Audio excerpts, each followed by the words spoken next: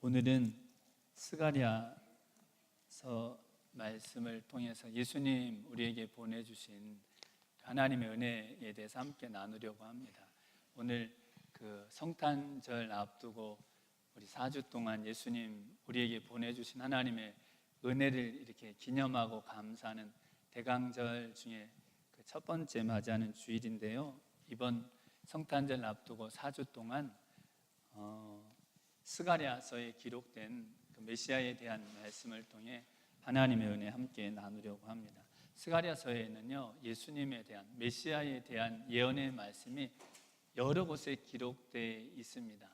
예언서 중에 이사야서는 66장까지 있죠. 이사야서에 메시아에 대한 예언이 많이 기록되어 있는데 그 다음으로 많이 기록되어 있는 예언서 말씀이 바로 스가랴서 말씀입니다. 예수님에 대해서, 하나님이 보내신 메시아에 대해서 아주 구체적으로 예수님을 통해 이루실 일들을, 예수님이 행하실 일들을 말씀하셨는데요. 그 대표적인 말씀이 바로 오늘 스가랴서 9장 9절에 그는 겸손하여서 나귀를 타고 우리에게 오시는 구원자 왕이시라고 스가랴 9장 9절에 이렇게 말씀하십니다. 시온에 따라 크게 기뻐할지어다. 예루살렘에 따라 즐거이 부를지어다. 보라, 내 왕이 내게 임하나니 그는 공의로우며 구원을 베풀며 겸손하여서 나귀를 타나니 나귀의 작은 것 곧 나귀 새끼니라. 마태복음 21장에 보면 예수님 십자가 죽임 당하시려고 예루살렘에 들어가실 때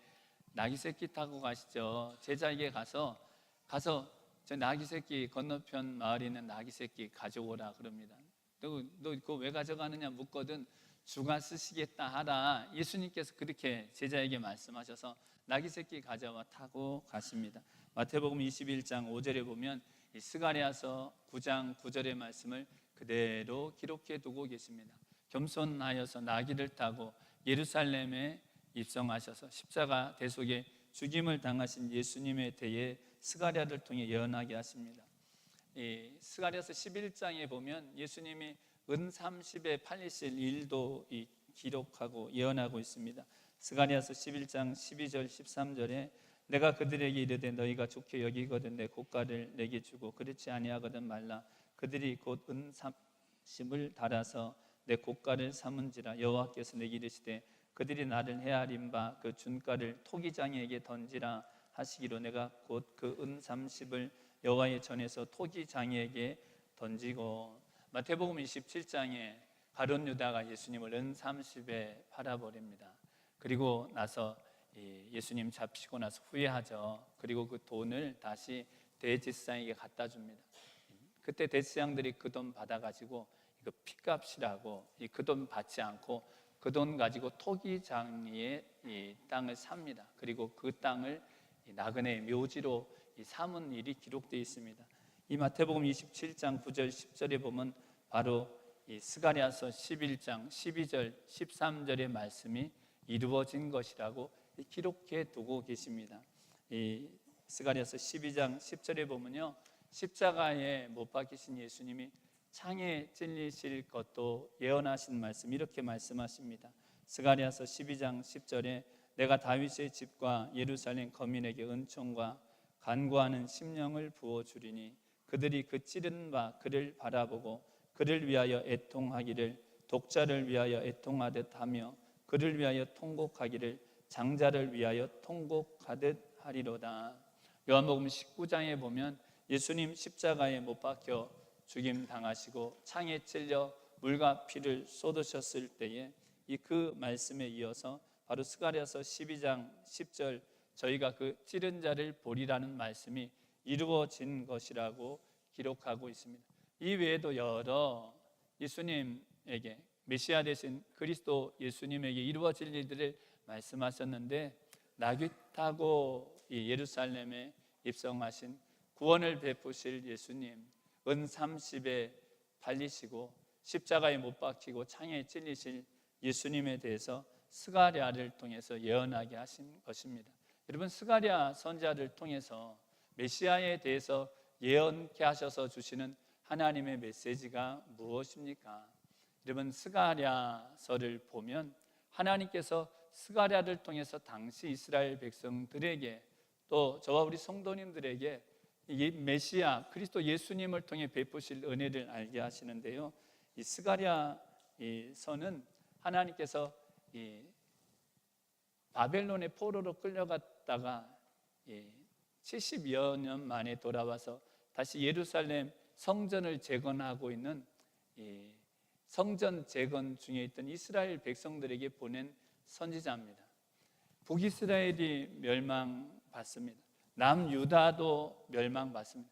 예루살렘이 참담하게 하나님께서 징계하십니다. 예루살렘 성전도 황폐케 됩니다. 그리고 남유다의 백성들이 바벨론의 포로로 끌려갑니다. 그리고 나서 70년 만에 다시 되돌아와서 하나님이 말씀하신 성전을 짓게 되는데요. 하나님이 이 일을 이사야 선지자를 통해, 예레미야 선지자를 통해, 호세아, 요엘 선지자를 통해 거듭거듭 예언하신 일들입니다. 너희의 죄 때문에 반드시 하나님이 징계하시는데 무시무시한 징계를 내릴 것이다. 예루살렘이 황폐케 될 것이고 성전조차 하나님이 완전히 무너뜨리실 것이다. 그리고 너희가 참담하게 포로로 끌려갈 것이다. 그러나 이게 끝이 아니라 무조건적인 하나님의 은혜로 하나님이 너희를 다시 돌아오게 하시고 그리고 하나님이 다시 하나님의 성전을 세울 것이다.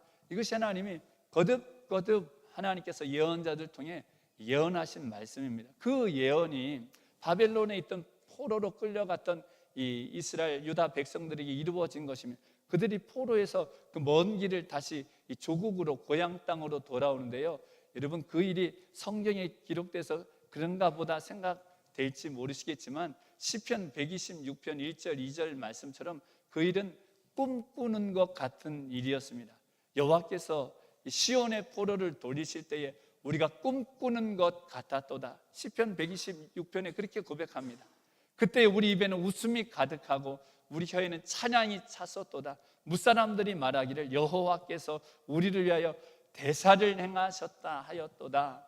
하나님께서 우리를 위해 큰 일을 행하셨다고 사람들이 보기에도 놀라운 일, 포로로 참담하게 끌려갔던 그 땅에서 70여 년 만에 하나님이 수만 명의 유대인들, 이스라엘 백성들을 다시 돌아오게 하셔서 하나님의 성전을 짓게 하신 일이었습니다. 여러분 하나님이 그렇게 예언하신 대로 70년 만에 꿈꾸는 것 같은 일 다시 와서 하나님의 성전을 짓게 하시는데요. 성전을 짓던 그 성전 짓는 일이 기초석을 놓은 다음에 약 16년 동안 중단됩니다. 그곳에 있던 사마리아 사람들, 이방 사람들이요 집요하게 그 일을 방해합니다. 70년 동안 없던 사람 수만 명이 갑자기 그 땅에 돌아온 거예요. 거기 사마리아 사람들이 보니까, 거기 있던 이방 사람들이 보니까 여기가 원래 우리 땅이라 그러고 여기다 막 하나님의 성전을 짓겠다고 하니까 거기 있던 사마리아 사람들, 이방 사람들이 방해해서 결국 기초석만 놓고 16년 동안 성전 짓는 일, 하나님 집 짓는 일이 중단됐을 때 하나님이 보낸 선지자가 스가랴 선지자입니다. 학계 선지자를 보내시고 이 하나님께서 중단되었던 하나님의 성전을 다시 지으라고, 이 성전을 다시 세우면 하나님의 영광이 임할 것이라고, 이 성전을 다시 세우면 하나님의 놀라운 복이 임할 것이라고 학계 선지자를 보내 중단되었던 성전을 다시 재건하게 하십니다. 그 운동이, 그 움직임이 막 있을 때 약 2개월 뒤에 학계 선지자에 이어서 왔던 선지자가 누구냐면 스가랴 선지자입니다. 하나님의 집 반드시 하나님께서 완성케 하실 것이라고. 스가랴서에 보면 하나님께서 스가랴 선지자를 통해서 1장에서 6장까지 주신, 반복해서 주시는 말씀이 무엇이냐면 반드시 하나님의 집을 하나님께서 세울 것이라고 말씀하십니다. 스가랴서 1장 16절에 이렇게 말씀하십니다. 그러므로 여호와가 이처럼 말하노라. 내가 긍휼히 여김으로 예루살렘에 돌아왔은즉 내 집이 그 가운데 건축되리니 예루살렘 위에 먹줄이 치어지리라. 나 만군의 여호와의 말이니라. 이런 먹줄, 이 집 지을 때 수평, 수직을 똑바로 재는 그 줄입니다. 예루살렘에 내가 하나님의 집, 하나님의 성전을 짓기 위해서 먹줄이 치어질 것이다. 나 여호와가 예루살렘으로 돌아왔으니 반드시 하나님의 성전이 지어질 것이다. 스가랴 선지자를 통해서 그 중단되었던 하나님의 성전 짓는 일을 계속해서 하라고. 그래서 스가랴서 1장부터 6장까지 보면요, 하나님이 스가랴 선지자에게 8가지 환상을 보여주십니다. 희한한 환상들을 반복해서 보여주십니다. 화석류 사이에 선 사람, 그리고 네 무시무시한 뿔, 그 뿔들을 부서뜨리는 이 공장들, 그리고 이 대제사장에 대한 이 환상, 수룹 바벨에 대한 이 환상, 그리고 이 날아가는 두루마리 환상, 그리고 이 광주리에 있는 여인에 대한 환상, 그리고 전차에 대한 환상, 여러 환상들을 하나님이 보여주시면서 동일한 메시지를 주시는데, 그것이 무엇이냐면 하나님의 집 반드시 세워질 것이다. 대적들을 하나님 반드시 멸하실 것이다. 하나님이 하나님의 성전을 반드시 세우시고 하나님의 백성을 의롭게 영화롭게 할 것이라는 말씀을 반복해서 스가랴 선지자를 통해 주십니다. 스가랴 선지자를 통해 주신 말씀은 처음부터 끝까지 뭐에 대한 말씀이냐면 하나님의 집 세우겠다는 것입니다. 하나님이 다시 돌아오셨으니 하나님의 성전이 세워지겠다는 것입니다. 하나님이 함께 하시는 그 은혜를 베푸시겠다고 스가랴 선지자에게 계속해서 말씀해 주십니다. 그 말씀대로 하나님의 성전이 완공되는데요, 메시아에 대한 예언 9장부터 14장 뒷부분에 계속해서 주시는 메시아에 대한 예언은 언제쯤 주신 말씀이냐면 성전이 다 완공된 이후에, 그로부터 20년, 30년, 40년의 세월이 흐른 뒤에 하나님이 다시 스가랴 선지자를 통해 주신 말씀입니다. 여러분, 이 바벨론의 포로로 끌려갔다가 돌아온 그들, 그야말로 꿈꾸는 것 같은 일, 도무지 있을 수 없을 것 같은 이 하나님의 말씀대로 다시 예루살렘으로 돌아와 성전을 다시 그들이 하나님 말씀대로 지었는데요, 그렇게 하나님 성전 지으면 하나님 영광이 임할 것이라고, 넘치는 복이 임할 것이라고 해서 성전을 지었는데, 여러분 성전 다 짓고 났는데도 별 달라 보이는 게 없는 거예요. 뭐 달라진 것 같은 게 없는 거예요. 하나님의 영광이 임한 것 같지 않은 거예요. 하나님이 함께 하신 것 같지 않은 거예요. 여러분, 사실 우리가 성경에서 읽어서 그렇지 70년 동안 그들이 떠났던 땅에 다시 돌아와서 그곳에 성전을 짓고 터전을 잡고 산다는 것이 여러분 쉬운 일이 아니죠. 이미 70여 년 비어있던 그 땅에 사마리아인들, 다른 사람들이 그 세력을 다 장악하고 있던 그곳에 다시 들어가서 산다는 것은 여러분 고된 일입니다. 힘겨운 일이고, 그들은 이미 이방인들 같이, 그리고 소수 부류 같은 그런 상황 속에서 그들이 살고 있었던 것입니다. 하나님의 성전 말씀대로 다 지었는데도 그와 같은 이 상황에 하나님 영광도 없는 것 같고, 하나님께서 함께 하시지 않는 것 같고, 이 하나님에 대한 신학도 식어지고, 하나님께서 주셨던 그 하나님의 영광에 대한 비전도 다 사라지는 것 같은 그때에 하나님께서 스가랴 선지자를 통해 주신 말씀이 바로 메시아에 대한 말씀입니다. 메시아에 대한 예언입니다. 하나님께서 보내실 메시아, 진정한 하나님의 집을 완성케 하시는, 진정한 하나님의 영광이 가득하게 하시고, 진정으로 하나님이 함께하게 하시는 은혜, 누구를 통해 주시냐면 바로 그리스도 예수님 보내셔서 이루실 일이라고 말씀하신 것입니다. 여러분, 예수님 누구십니까? 예수님 하나님의 집을 지으시는 이 분이십니다. 예수님 마태복음 16장에 베드로가 주는 그리스도시요 살아계신 하나님의 아들이라고 고백하죠. 예수님 기뻐하시면서 하셨던 말씀이 이 반석 위에 나의 교회를 세우겠다고 말씀하셨습니다. 주는 그리스도시요 살아계신 하나님의 아들, 그리스도 예수님 믿는 자를 통해, 그 믿음을 통해 하나님이 이루시는 것, 하나님의 집 세우시는 것입니다. 베드로전서 2장 4절에도 사도 베드로가 고백한 것이 산돌이신 예수께 나와 우리도 신령한 집으로, 산돌이신 예수님처럼 신령한 집으로 지어지자, 그렇게 고백합니다. 여러분, 예수님 누구냐면 하나님의 집 지으시는 분이십니다. 하나님의 성전 지으시는 분이십니다. 우리를 하나님의 성전으로 만드시는 분, 바로 하나님께서 보내주신 메시아 그리스도 예수님이신 것입니다. 여러분, 예수님께서 이 요한복음 2장에 보면 공생의 첫 유월절에 예루살렘에 올라가셨다가 성전을 정결케 하신 일이 요한복음 2장에 기록되어 있습니다. 예수님 예루살렘 성전 갔더니요, 그 성전 들어가는 곳에서 소, 양, 이 비둘기 파는 사람들이 있는 거예요. 돈을 바꾸고, 당시 종교 지도자들이 성전에 바칠 제물 가지고 돈벌이를 했습니다. 여러분, 이스라엘 명절이 되면 새 절기마다 유대 땅에서, 이스라엘 땅에서, 그뿐 아니라 먼 곳에서도 사람들이 제물을 하나님께 드리려고 막 나아오는데, 먼 곳에서 오다 보면 제물이 더러워지기도 하고 상처를 입기도 하고, 그러면 흠 없는 제물 하나님께 드리라고 했는데 이거 흠이 있어서 못 드린다고 그거를 다 되찾아 버리는 거예요. 그리고 여기서 파는 제물만 갖다가 쓰라고, 그리고 그것을 비싸게 2배, 3배, 그것이 당시 종교 지도자들이 하나님께 드릴 예물 가지고 돈벌이 하던 일이었습니다. 예수님이 그것을 보시고 그 자리에서 줄을 가지고 노끈을 만드시죠. 소를 내어 쫓으시고 양을 내어 쫓으시고 비둘기를 날려버리시고 돈 바꾸는 사람들의 그 돈 담아있는 그릇을 뒤엎어 버리시고 난리가 났죠. 사람들이 저는 미친놈 아니야 그랬겠죠. 넌 뭐야, 너 누구냐, 네가 도대체 무슨 권세로 이런 일을 하는지 표적을 보여달라, 너가 왜 이렇게 일하느냐. 그 유대인들이 말할 때 예수님께서 하신 말씀이 무엇이냐면 이 성전 헐어버려라, 그 말씀이었습니다. 이 성전 헐어버려라, 내가 사흘 만에 다시 일으킬 것이다. 예수님이 그와 같이 말씀하셨습니다. 요한복음 2장 19절에서 22절에 예수께서 대답하여 가라사대 너희가 이 성전을 헐라 내가 사흘 동안에 일으키리라. 유대인들이 가로되 이 성전은 46년 동안에 지었거늘 내가 3일 동안에 일으키겠느냐 하더라. 그러나 예수는 성전된 자기 육체를 가리켜 말씀하신 것이라. 죽은 자 가운데서 살아나신 후에야 제자들이 이 말씀하신 것을 기억하고 성경과 및 예수의 하신 말씀을 믿었더라. 헤롯이 46년 동안 짓고 있던 아직 완성되지도 않은 그 성전 헐어버리면 사흘 만에 다시 세울 것이다. 예수님 자기 몸된 성전, 예수님 자신의 몸이 성전이었습니다.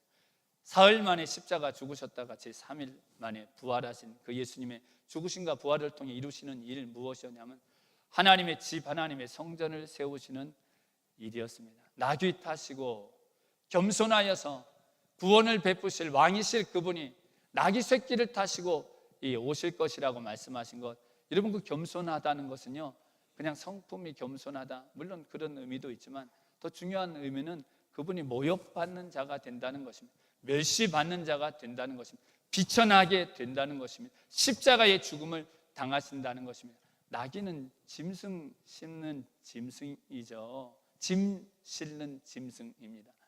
여러분 왕은 말도 그냥 보통 말이 아니라 아주 그냥 최고의 말을 타고 들어와야 되는데, 짐 싣고 싣는 짐승 예수님이 예루살렘에 구원을 베풀 왕으로 오시면서 나귀 새끼 뒤뚱거리며 타고 오신 것, 예수님이 그 나귀 새끼처럼 우리 죄의 짐을 다 세상 죄를 지고 짊어지고 가실 십자가 대속의 죽음을 당하실 메시아로 오셨기 때문입니다.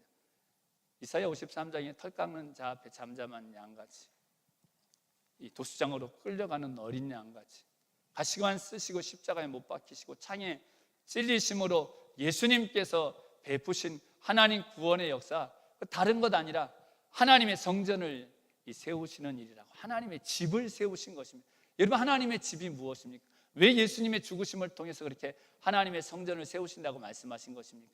마가복음 11장에도 예수님이 성전을 정결케 하신 일이 기록되어 있습니다. 마가복음 11장에는 예수님께서 이 마지막 유월절, 공생의 마지막 유월절, 십자가 죽음을 당하시려고 예루살렘에 들어가셨다가 그때의 성전을 정결케 하시면서 그때 예수님이 하신 말씀이 무엇이냐면 내 아버지의 집 만민의 기도하는 집이라고 말씀하십니다. 너희들이 강도의 구려를 만들 그런 집이 아니라 만민의 기도하는 집, 이사야서 56장 3절 이하의 이사야를 통해 예언하신 그 말씀을 인용해서 말씀하십니다. 여러분 만민이 기도하는 집이 어떤 집입니까? 이사야 56장 3절 이하에 보면요 이방인에 대해서 말씀하십니다. 고자에 대해서 말씀하십니다. 이방인, 고자, 도무지 하나님 앞에 들어올 수 없는 자들이 하나님 앞에 들어오게 되는 것, 그리스도 예수님을 통해 이루실 하나님의 집이라고 말씀하신 것입니다. 에스겔서 44장 7절에 보면 마음과 몸에 할례받지 않은 이방인은 성전에 절대로 들어오게 하지 마라. 하나님 앞에 가증한 것이다. 성전을 더럽히는 것이다. 이러면 이방인, 하나님 알지도 않고 찾지도 않고 깨닫지도 않고 하나님 경외하지도 않는 자들은 여러분 하나님 앞에 올 수 없는 성전 더럽히는 자요, 하나님 앞에 가증한 것입니다. 근데 그 이방인들조차도 하나님 앞에 들어올 수는 하나님의 집 만드는 일, 그리스도 예수님 나귀 타시고 모욕과 멸시를 그 이방인 같은 우리 대신 하나님의 심판과 진노를 받으셔서 우리도 아버지의 집, 아바 아버지라 이곳에 와서 부를 수 있게 하시고, 우리가 거하는 모든 곳에서 우리가 하나님 아버지와 함께하는 그 삶을 누리게 하시는 것, 예수님 보내셔서 아버지의 집을 세우신 그 일을 베푸셨기 때문입니다. 여러분, 고자가 누굽니까? 여러분, 마른 막대기처럼 생명이 끊겨진 자, 신명기와 레위기 말씀에 보면 하나님 앞에 제물 드릴, 예배 드릴 자격도 없는 자입니다. 하나님의 총회에 들어올 수 없는, 하나님 백성 될 수 없고 구원받지 못할 자 누구냐면 고자와 같은 생명 끊어진 그런 자들조차도 하나님을 아버지로 모시게 하는 것, 바로 그리스도 예수님 통해 이루실 만민, 그 누구라도 전혀 하나님 앞에 나올 수 없는 모든 자를 하나님 앞에 나와 아바 아버지라 부르게 하시는 그 은혜, 바로 예수님 통해 이루시는 아버지의 집이라고 말씀하신 것입니다. 그럼 만민이 기도하는 집 어떤 집입니까? 만민이 하나님 앞에 나올 수 없는 자조차도 나와서 기도한다는 것, 기도만 많이 하는 게 여러분 기도한다 그런 것 아니죠. 이 기도 많이 드리게 하실 뿐 아니라 하나님 왜 기도하라고 하십니까? 응답해 주시려고, 그죠? 여러분, 하나님이 만민의 기도하는 집이라 그랬는데 기도만 잔뜩 있고 응답이 하나도 없는 그런 집 아니죠. 너희가 부를 때 나 여호와가 응답하겠고, 이사야 58장 9절 말씀처럼 너희가 부르실 때 나 여호와가 말하기를 내가 여기 있다 하리라. 그 이방인 같은 고자 같은 우리도 와서 아바 아버지여 부르는 이곳이 아버지의 집이 되게 하시고, 우리 가정이 아바 아버지여 하나님의 집이 되게 하시고, 우리 삶의 자리가 아바 아버지 하나님의 집이 되게 하시고, 우리의 마음이 아바 아버지여 하나님 내가 여기 있다 함께 하시는 아버지의 집 되게 하시는 것, 그리스도 예수님 보내주셔서 이곳을, 우리의 삶을, 저와 여러분을 신령한 집, 하나님 아버지 은혜가 넘치는 하나님의 집 되게 하시는 은혜가 말씀처럼 충만하시기를 예수님의 이름으로 축원드립니다. 아멘. 두 번째, 그리스도 예수님 보내주셔서 하나님의 집 이루시는 것, 우리로 원수된 것 다 소멸하게 하시고, 우리로 정죄, 비방, 미움, 갈등 이런 거 다 없애시고 하나님 사랑이 가득한 그런 하나님 자녀의 삶을 누리게 하시는 것입니다. 오늘 스가랴서 9장 9절에 이어 10절에 이렇게 말씀하십니다. 시온에 따라 크게 기뻐할지어다, 예루살렘에 따라 즐거이 부를지어다. 보라, 내 왕이 내게 임하나니 그는 공의로우며 구원을 베풀며 겸손하여서 나귀를 타나니 나귀의 작은 것 곧 나귀 새끼니라. 내가 에브라임의 병거와 예루살렘의 말을 끊겠고 전쟁하는 활도 끊으리니 그가 이방 사람에게 화평을 전할 것이요 그의 정권은 바다에서 바다까지 이르고 유브라데 강에서 땅 끝까지 이르리라. 여러분, 하나님이 보내신 메시아를 통해 하나님이 말씀해 주신 것, 에브라임의 병거를 끊어버리겠다, 예루살렘의 말을 끊어버리겠다, 전쟁하는 활을 다 끊어버리겠다, 그렇게 말씀하셨습니다. 여러분, 하나님이 보내시는 왕 예수님 당시에는요, 그 왕 메시아를 로마의 압제에서 이스라엘을 구원할 분으로 생각했습니다. 정치적인 메시아, 군사력이 강력한 대적을, 세상에서 가장 강력한 대적도 물리치는, 우리를 최고로 강력한 나라에 살게 하는 분, 메시아로 이스라엘 백성들이 그렇게 생각했습니다. 여러분, 그런 메시아라고 하면요, 누구의 여기 그 에브라임의 병거, 예루살렘의 말, 전쟁하는 활, 당시의 최고 무기입니다. 당시 최고 무기, 당시에 전쟁에 있어서 가장 강력한 무기 바로 병거, 말, 활입니다.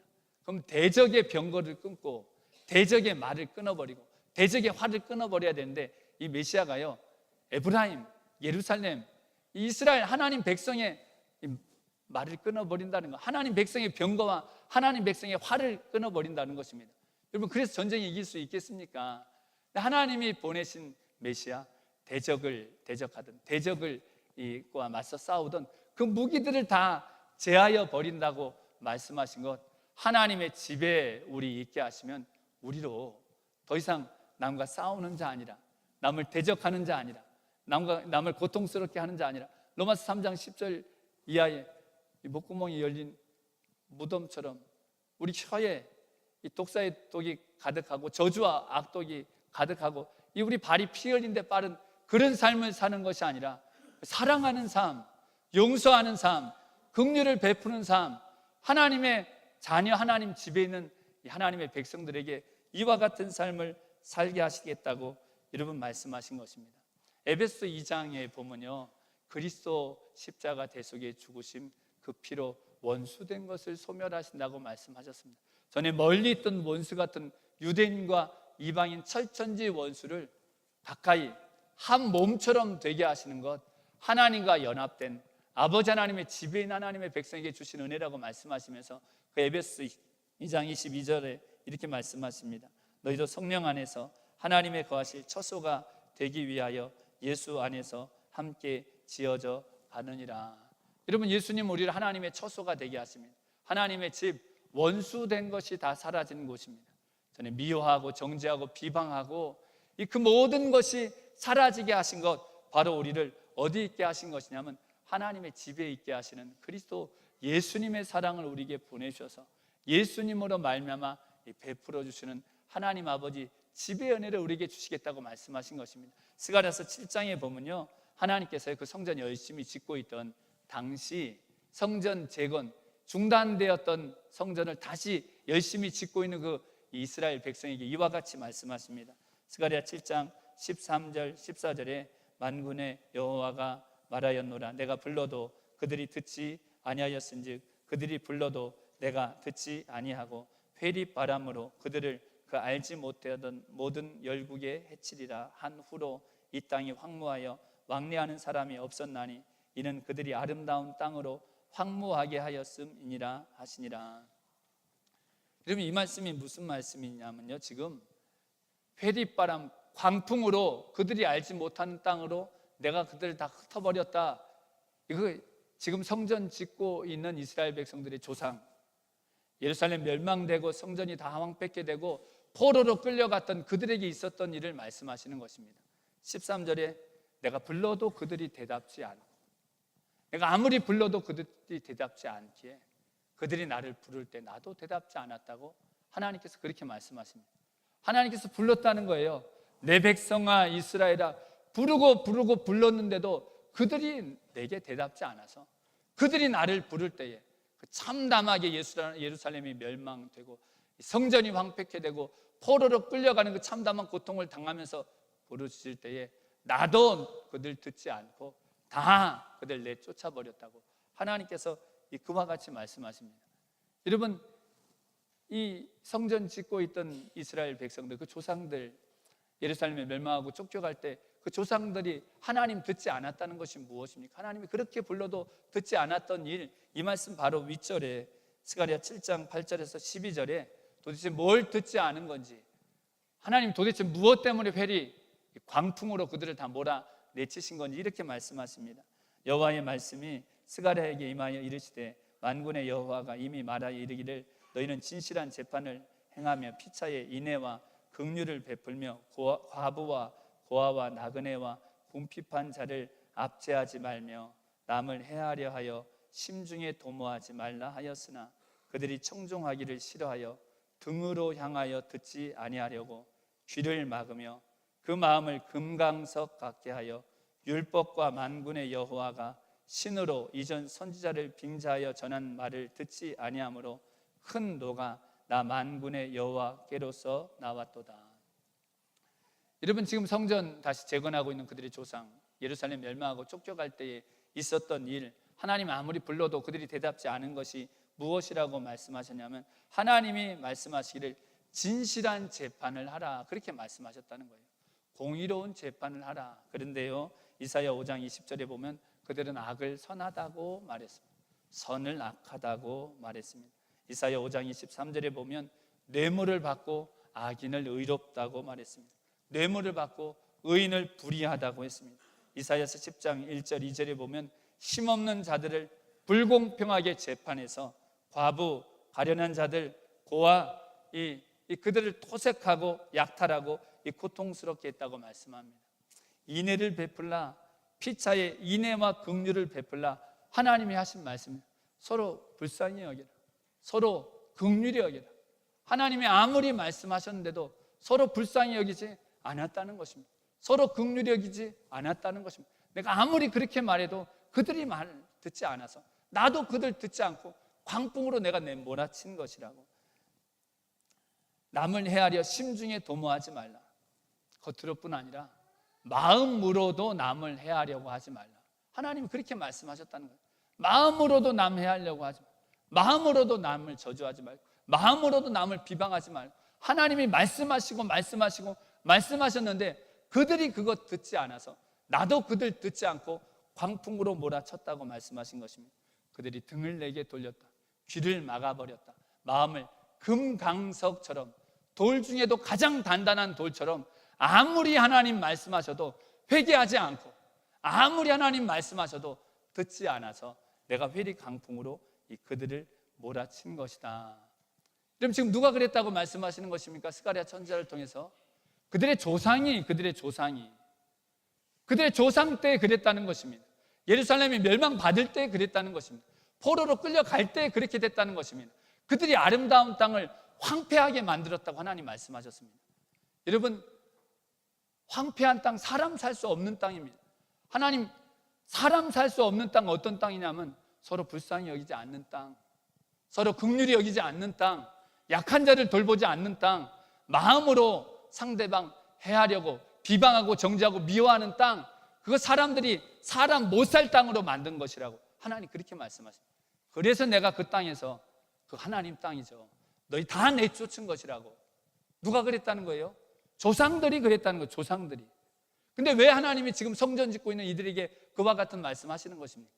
이들이요 70년 만에 꿈꾸는 것 같은 하나님의 놀라운 계획으로 포로에서 돌아와서 예루살렘에 돌아온 놀라운 일, 하나님의 성전을 짓는 그 일을 하면서 하나님의 성전, 하나님의 그 놀라운 비전, 꿈꾸는 것 같은 그 하나님의 일을 하면서 그들의 삶은요 옛날 그 조상들이 하나님께 귀받고 등 돌리고 마음을 금강석같이 했던 일과 똑같은 일을 그들이 하더라는 것입니다.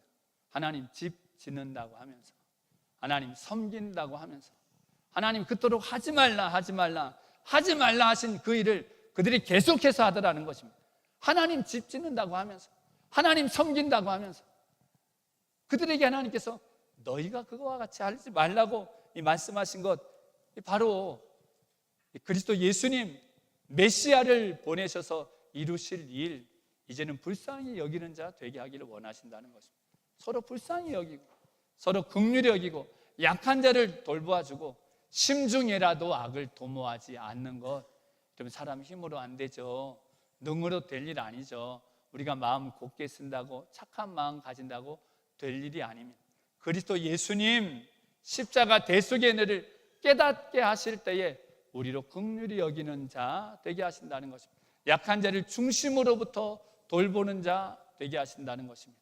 그리고 마음으로부터 사랑하고 용서하고 불쌍히 여기는 자 되게 하시는 것, 그리스도 예수님을 통해 이루시는 이 은혜가 저와 우리 성도님들에게 말씀처럼 충만하시기를 예수님의 이름으로 축원드립니다. 어제 나드마케 여기 못 오신 분도 계신데, 오신 분들 너무 좋으셨죠? 네, 저는 너무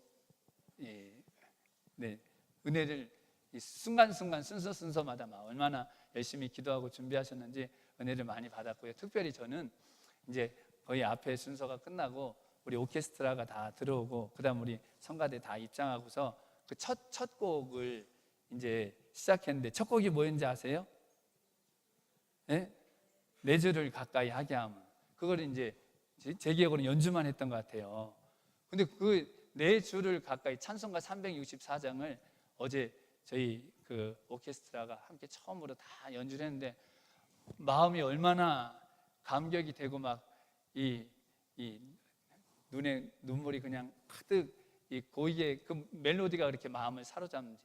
여러분, 찬송가 364장의 가사가 무엇이냐면, 내 주를 가까이 하게 함은 십자가 짐 같은 고생이나 내 일생 소원은 늘 찬송하면서 주께 더 나아가기 원하.